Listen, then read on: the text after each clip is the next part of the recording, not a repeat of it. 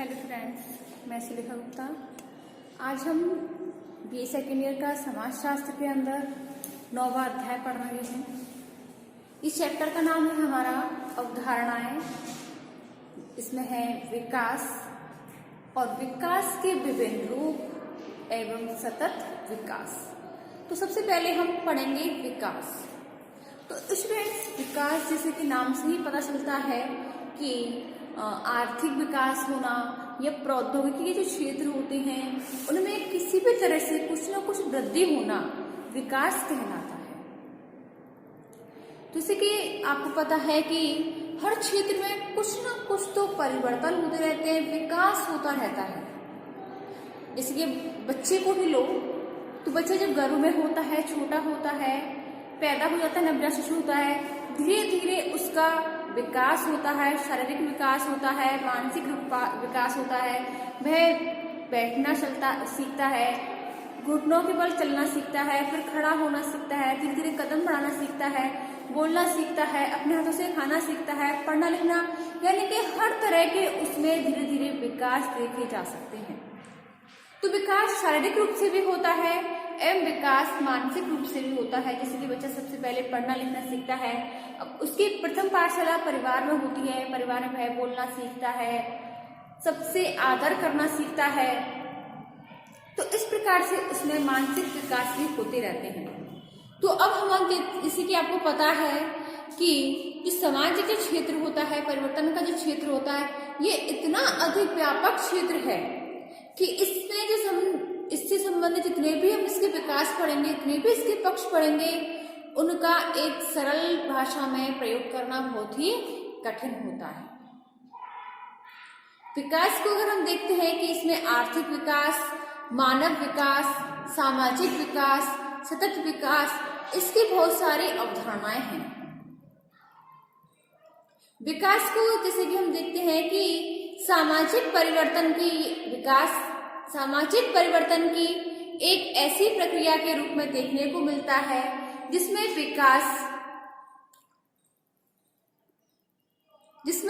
विकास का जो बढ़ता हुआ रूप होता है, जैसे कि नगरीकरण हुआ, नई तरीके की जीवन शैली अपनाना, नए तरीके के खान पीन, पहनना ओढ़ना, आधुनिक मनोवृत्तियों, आधुनिक पहले के जमाने में लोग ताश खेलकर, दो लेडीज आपस में बातचीत करके अपना जीवन व्यतीत करती थी, टाइम पास करती थी, मनोरंजन करती थी।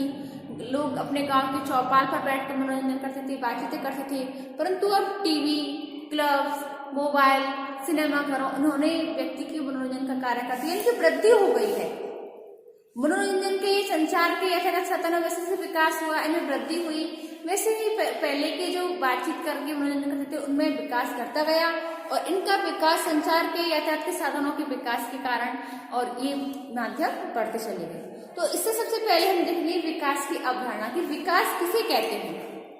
तो विकास वह है कि जब कोई परिवर्तन सामाजिक, सांस्कृतिक, धार्मिक और राजनीतिक क्षेत्र में समाज के द्वारा इच्छित लक्ष्यों के अनुसार होता है तो उसे हम प्रगति कहते हैं, यानी कि प्रगति करना, वृद्धि करना। तो वो किस कौन कौन से क्षेत्र में हो सकते हैं परिवर्तन? सामाजिक क्षेत्र में, सांस्कृतिक क्षेत्र में, धार्मिक क्षेत्र में, राजनीतिक क्षेत्र में। वो समाज के द्वारा इच्छित लक्ष्यों के अनुसार होते हैं, उन्हें हम प्रगति कहते हैं। और विकास किसे कहते हैं? जब नई प्रौद्योगिकी की सहायता से हम उत्पादन और आर्थिक विकास की दशा में आगे बढ़ते हैं तब इसे विकास कहा जाता है। नई प्रौद्योगिकी जैसे कि अब आजकल के नई तरीके के अपनाए जा रहे हैं, नई तरीके के खाद आ रही हैं, बीज आ रहे हैं, तो और नई नई टेक्निक आ रही है, नई नई विधियां आ रही हैं, और इन प्रौद्योगिकियों का अगर हम प्रयोग करके उत्पादन करते हैं तो अधिक फसल पैदा होती है, और जो अधिक फसल पैदा होगी तो व्यक्ति का आर्थिक रूप से भी विकास होगा। तो वो आर्थिक विकास नई प्रौद्योगिकी द्वारा उत्पादन में वृद्धि करना, आर्थिक विकास करना, तो आर्थिक विकास की दशा में हम आगे बढ़ते हैं तो उस स्थिति को विकास कहते हैं। विकास, अब विकास को हम परिभाषित करते हुए कहते हैं कि विकास परिवर्तन की वह दशा है जिसमें प्रौद्योगिकी, आर्थिक साधन और तार्किक ज्ञान के द्वारा हम विकास को 3 भागों में डिवाइड करते हैं। कौन कौन से? विकसित समाज,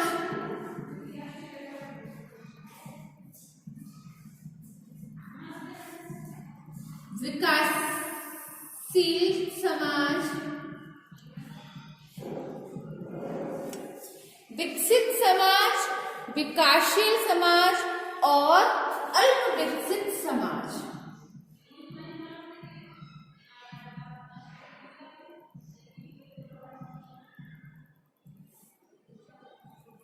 विकसित समाज जिसमें कि नई नई कंपनियां, औद्योगिक जो कारखाने उनमें वो विकसित हो रहे हैं। विकासशील समाज जो कि आर्थिक रूप से, प्रौद्योगिकी रूप से जिनका विकास हो रहा है, और अल्प विकसित समाज जिनमें की जनसंख्या तो अधिक है परंतु विकास के साधन कम हैं। तो इनको परिभाषित करते हुए जो हमारे समाजशास्त्री हैं वाटोमो,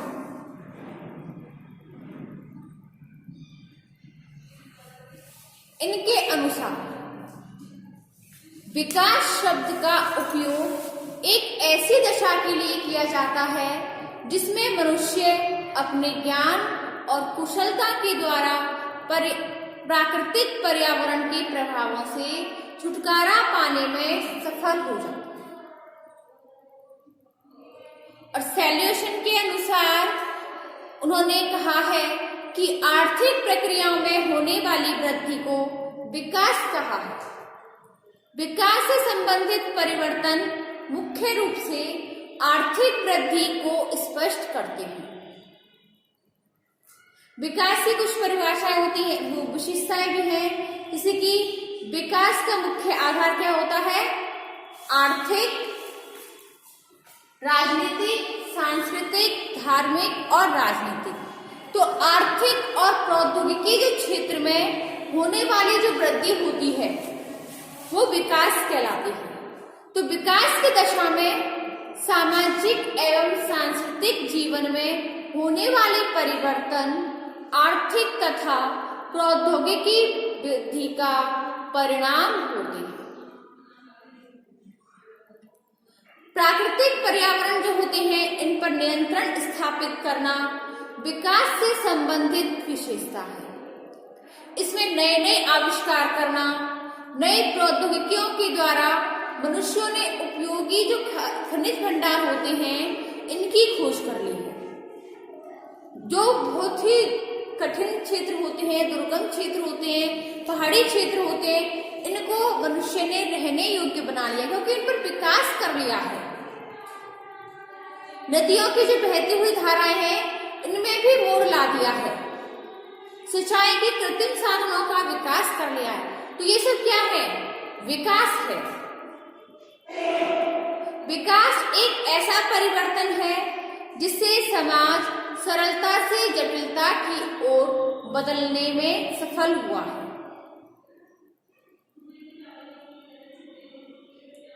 श्रम विभाजन, विशेषीकरण और तार्किक व्यवहारों में वृद्धि, तो जो इस प्रकार के जो कार्य होते हैं वो विकास के अंतर्गत ही होते हैं।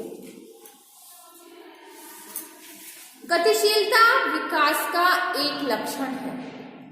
विकास की दशा में एक व्यवसाय से दूसरे व्यवसाय में, एक स्थान से दूसरे स्थान में परिवर्तन करना या एक स्थान से दूसरे स्थान पर जाकर रहने की जो दशा होती है, जो प्रवृत्ति में जो वृद्धि होती है, और वो होती है परिवर्तन। और परिवर्तन ही क्या होता है? विकास होता है। विकास का संबंध एक ऐसे परिवर्तन से होता है जिसमें व्यक्ति पारलौकिक विश्वासों की जगह पर सांसारिक लक्ष्यों को पूर्ति करने के लिए आर्थिक महत्व देता है। विकास की प्रकृति कैसी होती है? मापनीय होती है। इसको हम माप सकते हैं। जैसे कि विकास के जो विभिन्न आधार होते हैं, जैसे नए नए आविष्कार करना, उत्पादन करना, प्रति व्यक्ति की आय में विकास करना, वृद्धि करना, जीवन स्तर को बढ़ाना, इनको क्या कर सकते हैं, निश्चित माप की जा सकती है। और इन सभी विशेषताओं से स्पष्ट हो सकता है कि विकास समाज में प्रगति की ओर स्पष्ट करता है, प्रगति को बढ़ावा देता है। जैसे कि जो व्यक्ति गांव से नगरों की ओर आते हैं, नगरीकरण करते हैं, तो वो क्यों आते हैं? क्योंकि गांव में केवल कृषि के द्वारा ही वो अपना जीवन यापन कर सकते हैं, परंतु शहरों में व्यक्ति के लिए नई नई कंपनियां हैं, औद्योगिक कारखाने हैं, फैक्ट्रीज हैं, जिनमें व्यक्ति काम करता है। प्लस इसके साथ ही गांव में ना तो अच्छे विद्यालय हैं, ना चिकित्सालय हैं, तो इनके लिए भी व्यक्ति कई बार जैसे होता है कि जो गांव में रहने वाले व्यक्ति जो होते हैं उनको भी वो अपने बच्चों को भी उच्च शिक्षा देना चाहते हैं, परंतु गांव में अच्छी मात्रा में अच्छे स्कूल न होने के कारण व्यक्ति नगरों की ओर विकास कर जाते हैं, नगरों की ओर पलायन कर जाते हैं। क्योंकि नगरों में अच्छे स्कूल पाए जाते हैं, वहां पर व्यक्ति अपने बच्चों को अच्छी शिक्षा देता है, जरूरत पड़ने पर उनको अच्छे चिकित्सालय उपलब्ध हो जाते हैं, अच्छे संस्कार मिलते हैं, उच्च शिक्षा मिलती है। तो इसलिए भी व्यक्ति अपने गांव को छोड़कर शहरों की ओर पलायन करते हैं। गांव में अधिकतर लोग धार्मिक, रूढ़िवादी, परंपरावादी होते हैं, परंतु शहरों में जो पश्चिमी जो संस्कृति है, पाश्चात्य संस्कृति है, इसको अपनाते हैं लोग, उनकी जीवन शैली को अपनाते हैं, उनके रहन सहन, खान पान, उनकी हर चीज को व्यक्ति अपनाता है। तो ये होता है विकास। व्यक्ति अपने जीवन में विकास चाहता है। अब हम देखते हैं कि प्रगति एवं विकास में क्या अंतर है, क्योंकि विकास व्यक्ति की आर्थिक वृद्धि एवं उत्पादन में होता है और प्रगति व्यक्ति की सामाजिक, सांस्कृतिक, धार्मिक और जो राजनीतिक लक्ष्य होते हैं समाज के, इनको पूरा करने के लिए होता है। तो सबसे पहले आता है प्रगति में कि प्रगति का तात्पर्य ऐसे है, इसमें किसी भी ऐसे परिवर्तन से लगा सकते हैं जो कि समाज द्वारा मान्यता प्राप्त दिशा की ओर होता है। यानी कि प्रगति का तात्पर्य किसी भी ऐसे परिवर्तन से है जो समाज द्वारा मान्यता प्राप्त दिशा की ओर ले जाता है। और विकास, यह आर्थिक विकास एवं प्रौद्योगिकी में वृद्धि को स्पष्ट करता है। यानी कि जो विकास का जो संबंध होता है उन परिवर्तनों से होता है जो कि आर्थिक साधनों और प्रौद्योगिकी में होने वाले वृद्धि को स्पष्ट करता है। दूसरा है, इसके लक्ष्यों को पूरा करने का निर्धारण संस्कृति, मूल्य एवं नैतिकता द्वारा किया जाता है। यानी कि जो प्रगति का जो संबंध होता है, जिन लक्ष्यों को पूरा करने के लिए होता है, उनका निर्धारण किसी समाज की संस्कृति, मूल्य एवं विश्वासों के द्वारा, नैतिकता के द्वारा किया जाता है। और विकास, यह भौतिक लक्ष्यों को पूरा करने तथा लोगों के जीवन स्तर में सुधार करने से होता है। विकास का संबंध मुख्य रूप से कुछ विशेष भौतिक लक्ष्यों को पूरा करने के लिए और लोगों के जीवन स्तर में सुधार करने के लिए होता है।